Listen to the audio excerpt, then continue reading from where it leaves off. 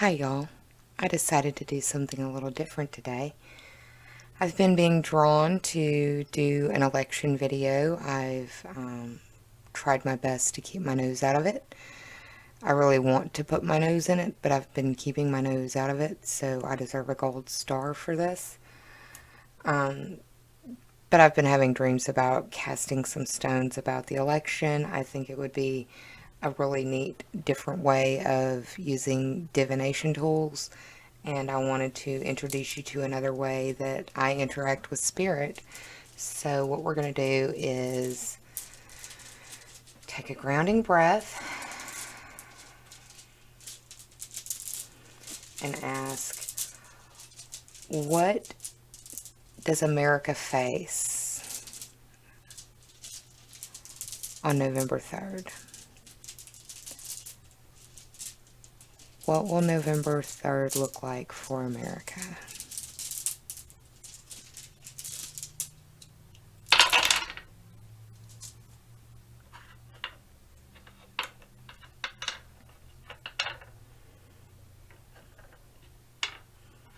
Okay. Now what's interesting is that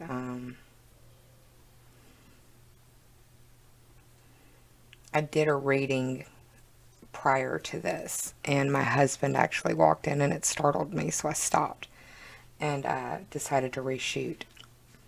And some of the runes from that reading have shown up again.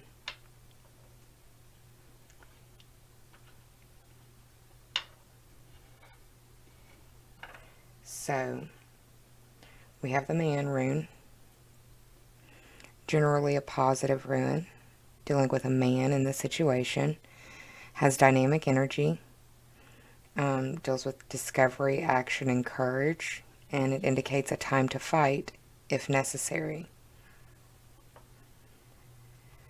We have the eye rune, which is generally a positive rune, dealing with awakenings, perception changes, sudden realizations, envisioning, an urge to explore, and observation. We have the sun rune, which is generally a positive rune that deals with new beginnings, significant change, material wealth, honors, awards, and acknowledgement. We have the sun glyph for astrology.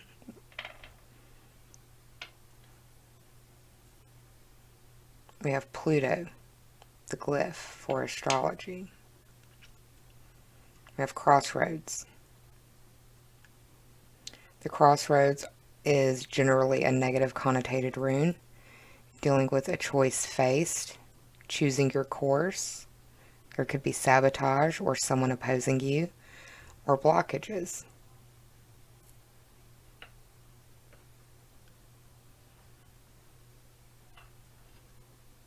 We have the star rune, which says that we need to have faith in what we're doing. It's a green light. It deals with hopes, wishes, and dreams, destiny, and it's indicating that we should take a risk.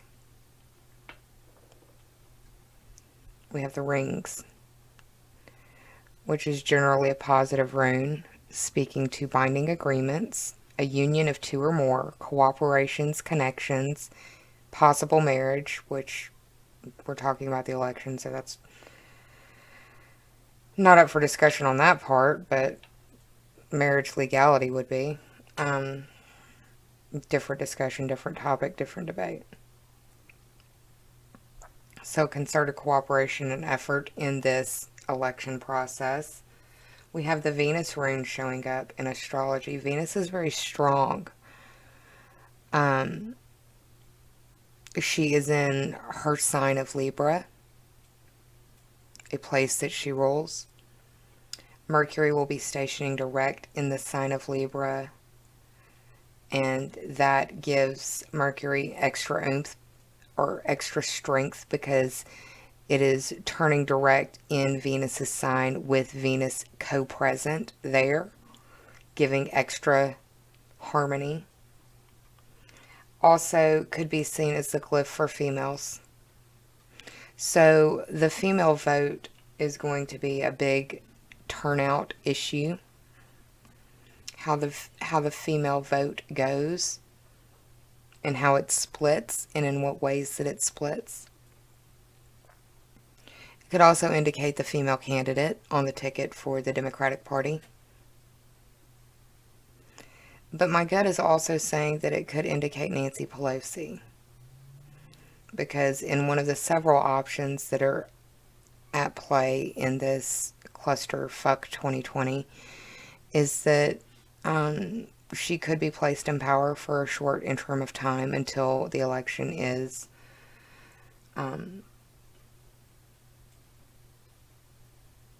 decided.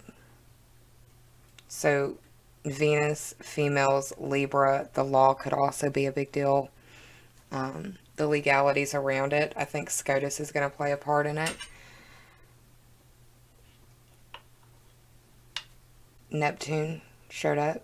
Neptune and Pisces.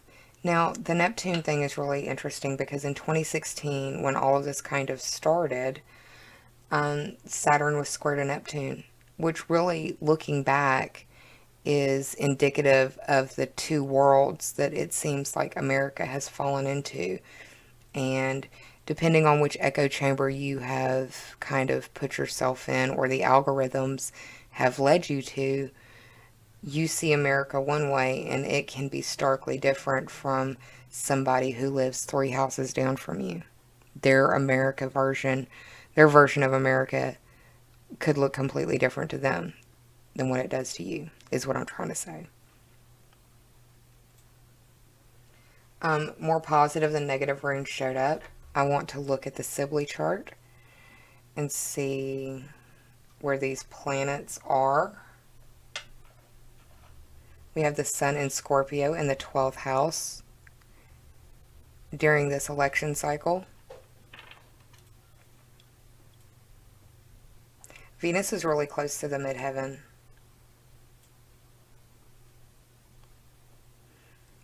It's less than 10 degrees away from the midheaven. Venus is also strong because she has undergone her retrograde cycle in Gemini. And that happens to be the sun sign of Donald Trump. There has been value shifts under the themes of Gemini because of the retrograde that occurred earlier this year. For the United States, that was in the 7th house. That's the house of open litigation and open beef, but also our collaborations and partnerships that we have. Neptune is floating around for us in the 4th house. So who we were, what we were, isn't necessarily who we are now. And I wrote an article about this on my WordPress blog, and it's kind of critical to the view of nationalism, but it goes into my debate theory training and a lot of the things that I argued when I was in college about policy. So Neptune in the 4th house also indicates the border issue because it's a Pisces ruled house. It's a water house. It's hard to find a boundary or a border. Soft borders, hard borders, walls, etc. Who's a part of us, who isn't a part of us, differentiating. All of that is very indicative of Neptune in that 4th house. Are you a part of my family? Are you a part of this country that we have called a melting pot for hundreds of years, and now all of a sudden we've undergone this Saturn square Neptune reality shift? Do you see how that kind of plays out looking back? We will be undergoing our Pluto return by 2023, 2024. It should all be over. But it's It's painful going through a Pluto return. I've never been through one, but it's significant, dense change, and it hurts. I would say that it's going to feel more extreme than a Saturn return. But most people watching videos like this know what a Saturn return feels like. That's not to demonize a Saturn return. It's all necessary for our growth, but, you know.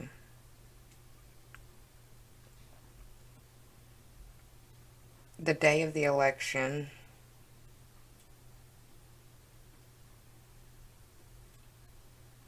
Saturn will be 1 degree away from our Pluto, our natal Pluto.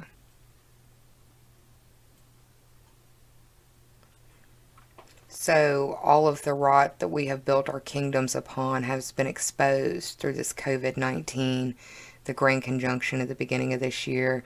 We're going to have another one at the end of this year. I'm going to do a video about it. I've got a lot of videos planned. Just can only do so much in a day. I really like that Venus is strong in the sky, in the 11th house of social networking, groups, associations, teams. I have a feeling that the female vote is going to be the big deal. It could also be that news about females could help shift it in the next 72 hours, because that's what it is. It's very close. For people who have followed me for a long time, you know that I have Uranus on the ascendant, and I shake the table no matter who's sitting there.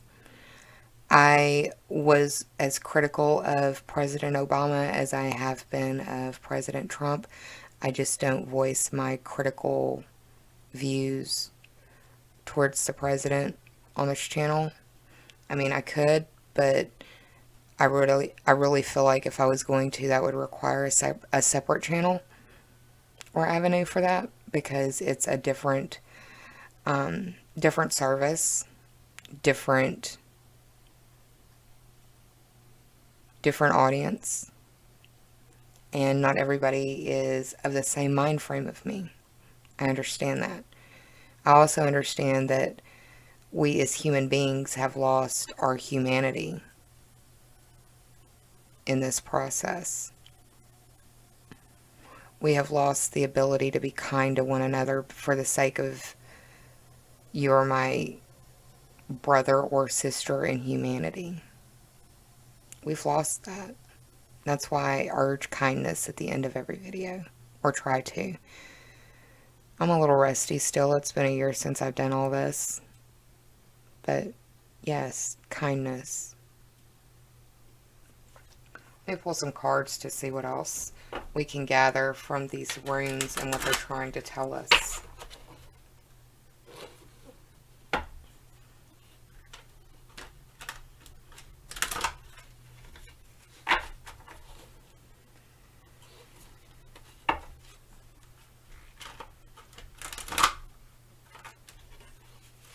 Mercury is the planet in the sky that the ancients called a trickster. He was the messenger of the gods, but was also a trickster. The glyph for Mercury has little horns on the head for a reason.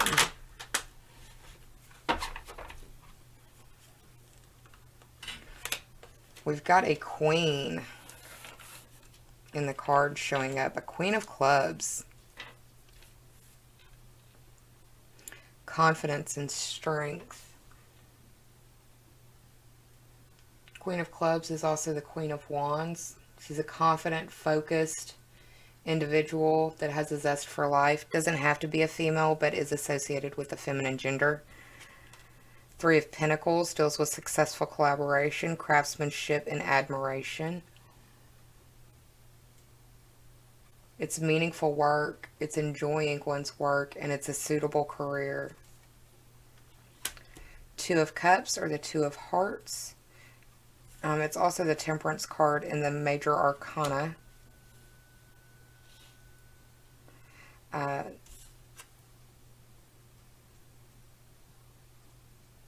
female of color,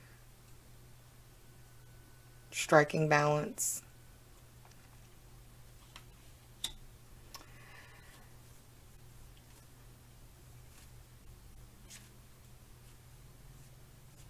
Temperance is about being sensible, being moderate, finding balance. Two of Cups, Two of Hearts is partnership, mutual attraction, and compatibility. The Eight of Pentacles, persistence, comfort achieved through hard work, focused efforts, and laying the groundwork. We have another sun representation, new life, sun, clarity, simplicity. This is also the Nine of Wands.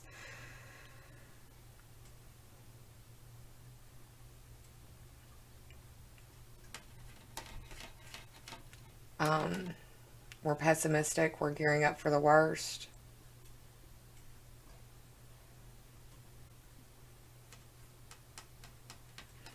But we're hoping for success and happiness and that all will be well. We have the Seven of Hearts or the Seven of Cups. So many choices, indecision, getting lost in fantasy. That's very Saturn square Neptune. New feelings, imagination, and secrets. And the card at the bottom, the Chariot. This is the Seven of Spades or the Seven of Swords. Deals with secret plans or abandoning ship. The Chariot in the Major Arcana deals with a breakthrough, triumph, an inventive solution, movement, progress, or integration. Progress has been a key word that's shown up twice now. Let's see if the Vintage Oracle has anything to say.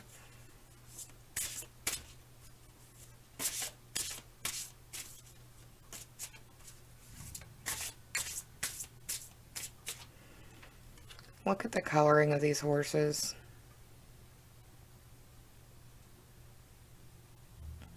And what is the mascot of the Democratic Party?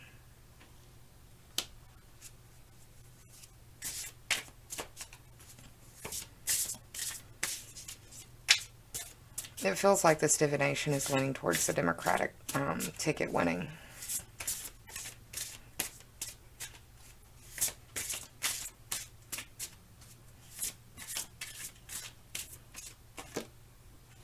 Grace. Grace.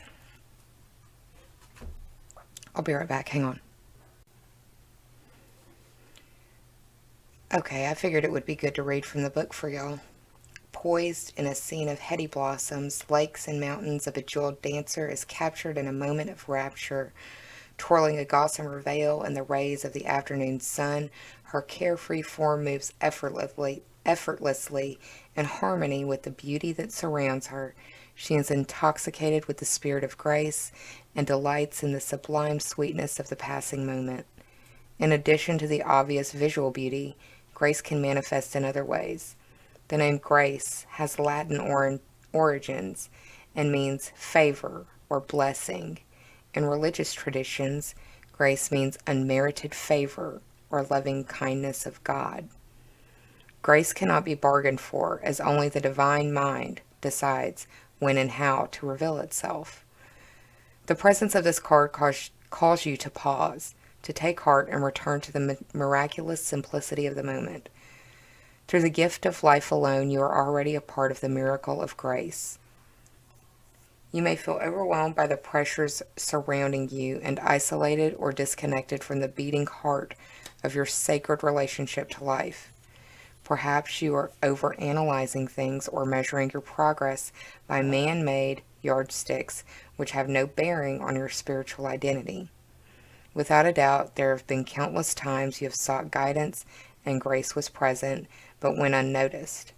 She can be found in the space between notes of a tune that call your body to dance and spirit to soar. She is hidden within the silence between breaths and in the very pulse of life itself.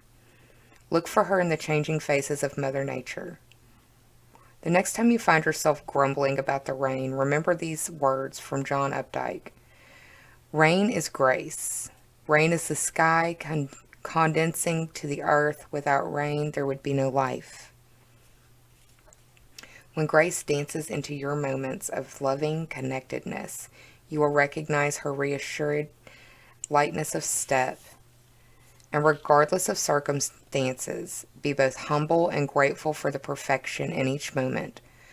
Cultivate the eyes to see and the heart to merge with these gifts as they unfold bountifully in your daily life, and soon you will realize that the darkest days are never so daunting as to be beyond the reach of grace.